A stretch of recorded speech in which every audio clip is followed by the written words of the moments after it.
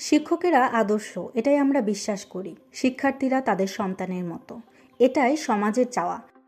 কিন্তু নওগাঁর মান্দায় যা ঘটেছে তা শুধু ঘৃণ্য নয়, এটা বিশ্বাসভঙ্গের জ্বলন্ত প্রমাণ। বন্ধুরা, আজ আমরা বলবো এমন এক বিয়ের গল্প যা আদতে একজন কিশোরীর ভবিষ্যৎ ধ্বংস আর শিক্ষকতার মর্যাদার অপমান।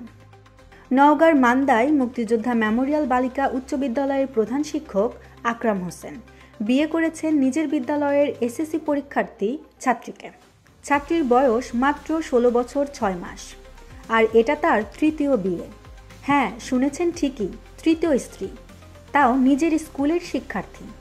তার প্রথম স্ত্রী ছিলেন স্কুল শিক্ষক, আর দ্বিতীয় স্ত্রী সেও ছিলেন তার ছাত্রী। সেই পরকীয়া সম্পর্ক যখন ফাঁস হয়ে যায় তখনই একই কৌশল, বিয়ে করে নিজেকে রক্ষা করা। এবারও গল্পটা যেন পুরনো, শুধু চরিত্র বদলেছে। বিয়ে হয়েছে 26 মার্চ, কিন্তু আজ 13 দিন পেরিয়ে গেলেও নেই কোনো দৃশ্যমান ব্যবস্থা। এ কারণে অভিভাবকেরা আজ পথে নেমেছেন, মানববন্ধনে দাঁড়িয়েছেন। তাদের কণ্ঠে ক্ষোভ। ময়জউদ্দিন স্থানীয় বাসিন্দা বলেন, আকরাম হোসেনের প্রথম স্ত্রী ছিলেন স্কুল শিক্ষক, দ্বিতীয় স্ত্রীও তার ছাত্রী ছিলেন। অবৈধ সম্পর্ক ফাঁস হলে বিয়ে করেন, এবারও তাই হয়েছে। আর শুনেছি টাকা দিয়ে ম্যানেজের চেষ্টা চলছে। অভিভাবকেরা প্রশ্ন তুলেছেন, এই লোকটিকে কি শিক্ষক বলবো নাকি লোভী শিকারী? তাদের দাবি স্পষ্ট, এই শিক্ষককে অপসারণ করতে হবে। বিচার চাই, জবাব চাই।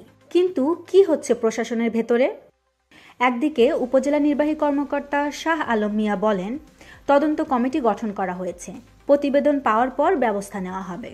অন্যদিকে উপজেলা মাধ্যমিক শিক্ষা কর্মকর্তা শাহ আলম শেখ বলেন, আজ চিঠি পেয়েছি, যথাসময়ে তদন্ত প্রতিবেদন জমা দেওয়া হবে। কিন্তু যেই কমিটির আহ্বায়ক তিনিই বলছেন কিছু জানেন না। তাহলে প্রথম 13 দিন কি হচ্ছিল? তদন্ত কেন এই দেরিতে? আর প্রশাসনের ভাষা এত দ্বৈত কেন? 3 সদস্যের তদন্ত কমিটি গঠিত হয়েছে।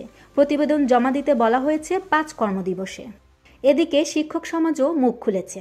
জেলা শিক্ষক সমিতির সভাপতি গোলাম সরওয়ার স্বপন বলেন, এই ঘটনায় শিক্ষক সমাজ এক বিব্রতকর অবস্থায় পড়েছে। অন্যদিকে অভিযুক্ত প্রধান শিক্ষক আকরাম হোসেন না ফোন ধরছেন, না বিদ্যালয়ে তাকে পাওয়া যাচ্ছে।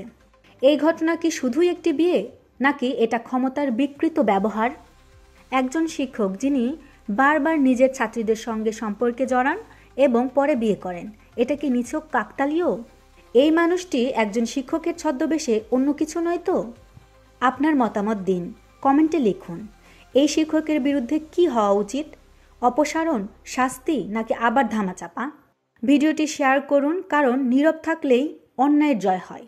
আর সত্যিকারের শিক্ষার পক্ষে থাকতে সাবস্ক্রাইব করুন শিল্প বাংলা, কারণ আমরা মুখোশ টেনে খুলে ফেলি আর উন্মোচন করি চেপে রাখা সত্য।